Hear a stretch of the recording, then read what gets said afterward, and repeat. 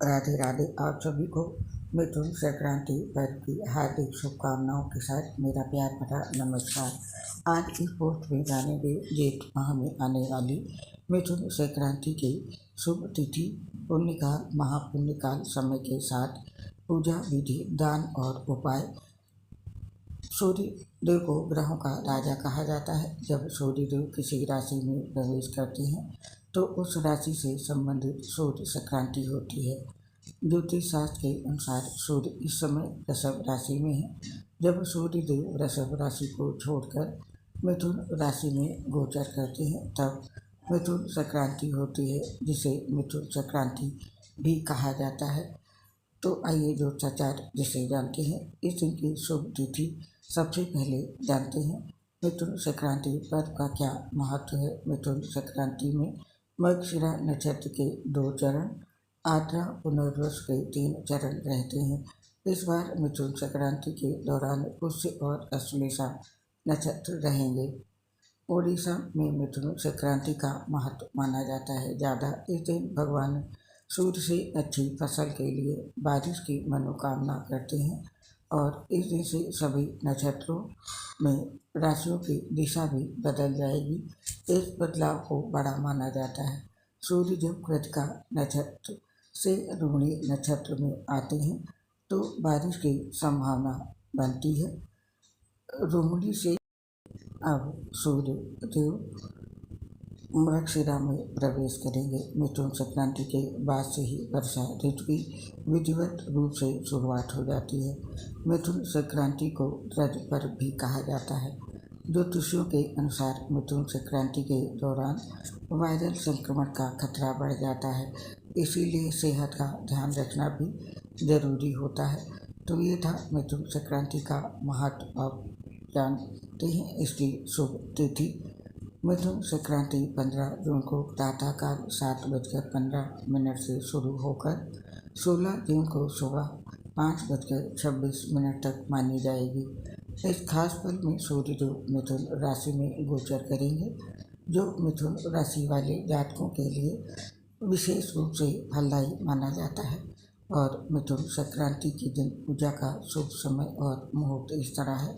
मिथुन संक्रांति के दौरान सूर्योदय के समय स्नान करना और सूर्यदेव को अर्घ्य देना अति शुभ और फलदायी माना जाता है। इस वर्ष सूर्योदय का समय सुबह 5:34 पर है। हालांकि अपने जन्म स्थान के हिसाब से शुभ मुहूर्त का पता लगाने के लिए किसी पंडित से सलाह लेना सबसे उत्तम विकल्प है। और कुछ इस दिन के शुभ मुहूर्त इस प्रकार से हैं, उनका समय नोट कर लें। इस दिन अभिजीत मुहूर्त का समय है सुबह 11:49 से लेकर दोपहर के 12:37 तक। और विजय मुहूर्त का समय है सुबह 9:33 से लेकर 10:21 तक। अमृत मुहूर्त का समय 6:10 से लेकर 7 बजे तक है। और अब नोट कर लें इस दिन महापुण्यकाल का शुभ समय 15 जून को मिथुन संक्रांति का महापुण्यकाल 2 घंटे 20 मिनट का है। उस दिन महापुण्यकाल सुबह 5:23 से शुरू होकर सुबह के 7:43 तक रहेगा। ये समय मिथुन संक्रांति के स्नान के लिए अच्छा रहेगा। और महापुण्य काल का समय ये था। और अब पुण्यकाल का समय नोट कर लें। मिथुन संक्रांति के पुण्यकाल की अवधि 6 घंटे 59 तक है। मिथुन संक्रांति पर पुण्यकाल सुबह 5:23 से शुरू होकर दोपहर के 12:22 तक है। जो लोग सुबह 7:43 तक स्नान नहीं कर पाए वे पुण्यकाल की अवधि में स्नान कर लें। और अब जानते हैं मिथुन संक्रांति पर पूजा किस तरह करें। सुबह सूर्योदय से पूर्व उठकर स्नान ध्यान के बाद तांबे के पात्र में सूर्य को अर्घ्य दें और लाल फूल, चंदन, दूध, दीप अर्पित कर सूर्यदेव के निमित्त अपने स्थान पर 7 बार परिक्रमा करें।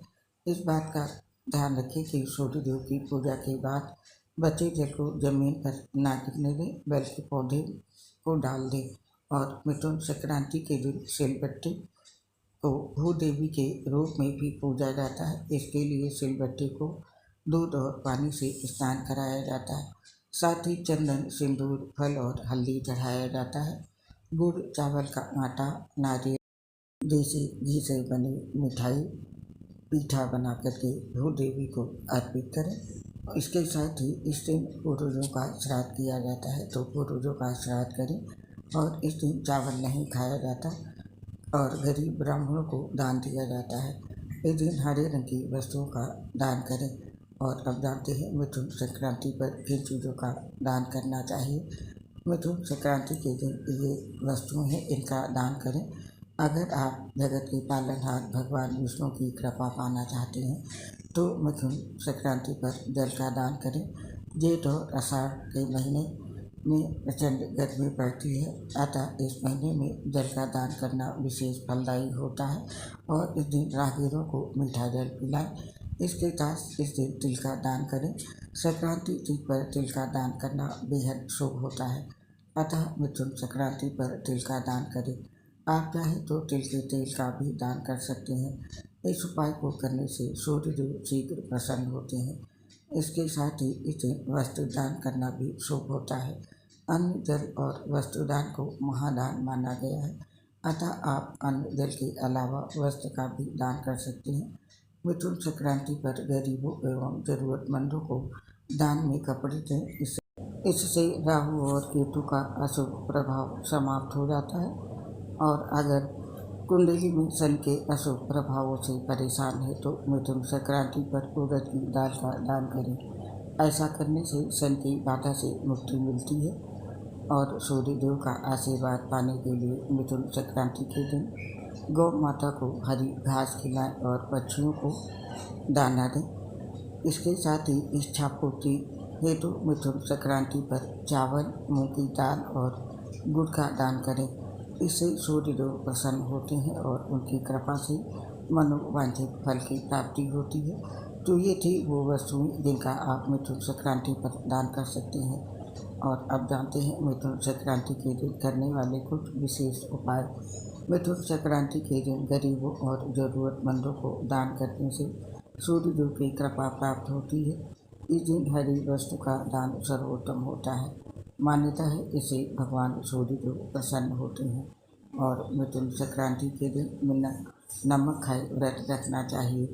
इससे आपके जीवन की परेशानियां खत्म होंगी। और मिथुन संक्रांति के दिन पालक, मूंग और हरे वस्तुओं का दान शुभ फलदायक होता। तो ये थी मिथुन संक्रांति पर करने वाले विशेष उपाय। आप और आपके पूरे परिवार पर सूर्यदेव का आशीर्वाद सदैव बना रहे।